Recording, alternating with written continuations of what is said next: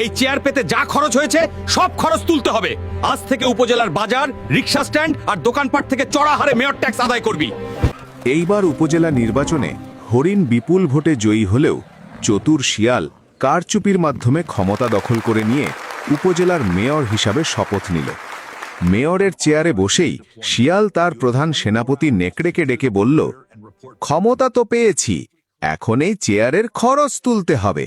আজ থেকে উপজেলার বাজার, রিক্সা স্ট্যান্ড আর দোকানপাট থেকে চড়া হারে মেয়র ট্যাক্স আদায় করবি। যে দিতে চাবে না তাকে এমন ধোলাই দিবি যেন বাকিরা ভয়ে কাঁপে। নেকড়ে বাজারে গিয়ে হুঙ্কার ছাড়ল বড় ব্যবসায়ী ভাল্লুকের দোকানে।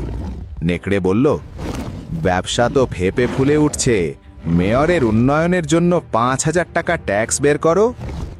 ভাল্লুক জানত ট্যাক্স না দিলে মার খেতে হবে, তাই ঝামেলা এড়াতে মুখ বুজে টাকা দিয়ে দিল।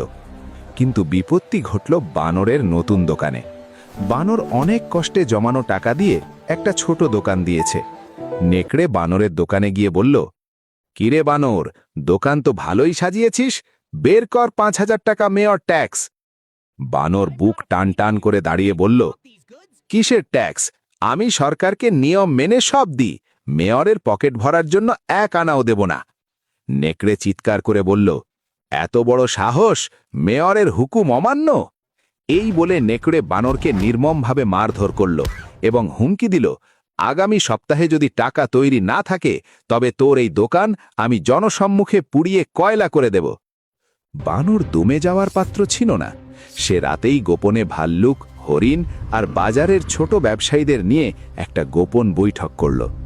পরের সপ্তাহে নেকড়ে যখন হাতে আগুনের মশাল নিয়ে বানরের দোকান পোড়াতে এলো, তখন সে অবাক হয়ে দেখল পুরো বাজার জনশূন্য।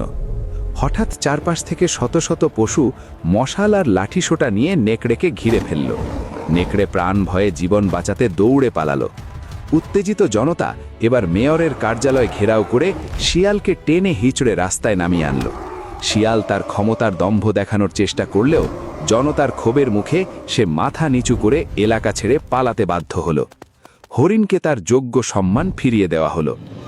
অন্যায়ের দেওয়াল যত শক্তই হোক না কেন, সাধারণ মানুষের একতার ধাক্কায় তা তাসের ঘরের মতো ভেঙে পড়ে।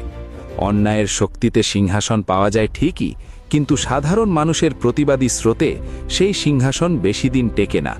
দুর্নীতির শেষ পরিণতি সব সময় ধ্বংসাত্মক।